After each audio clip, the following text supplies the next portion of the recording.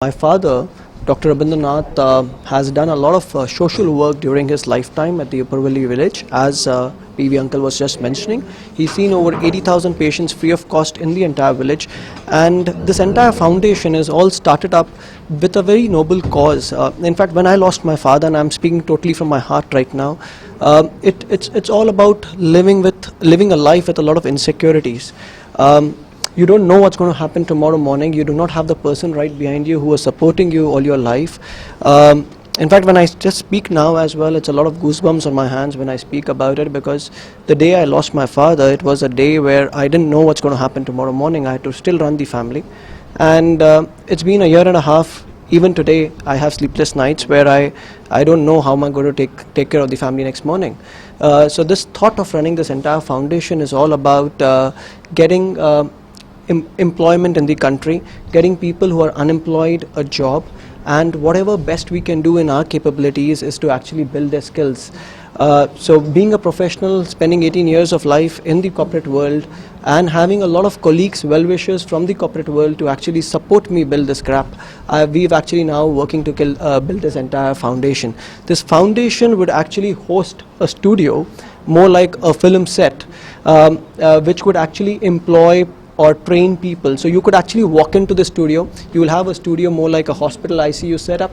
So the person who walks in there would be trained. How would he clean the place? How would he actually use the technical capabilities of place? Similarly, for a corporate world, there will be office setup. You walk into the place, he'll be trained how the office would really be cleaned, how the technical services would happen, the pantry services, the driver services. So the idea here is to actually train them to a level which a corporate or an MNC employs them.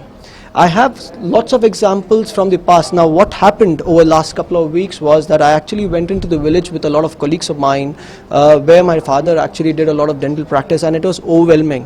When the villagers spoke about all what he's done, it was like reliving the moments what I used to relive when I was a kid, when I used to actually walk into the farm. That was a farmhouse where he actually started this clinic about my grandmother, Rani Nath Memorial Clinic, and it's like people telling me that he was a god, and the way he actually treated us, he saved our lives. They're very old people. We have got an entire video release which is happening on Monday, which talks about all the villages right there in the village, what they speak about.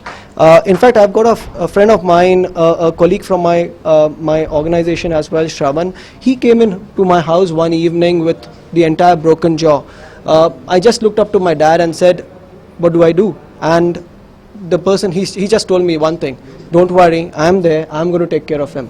You know, that's the kind of an attitude, and that's the kind of a request which I have to the society today. We all work with various large MNCs. I even have an urge to the government, who's doing a fantastic job, to help us to build this gap, build this bridge of getting the employees to the employer.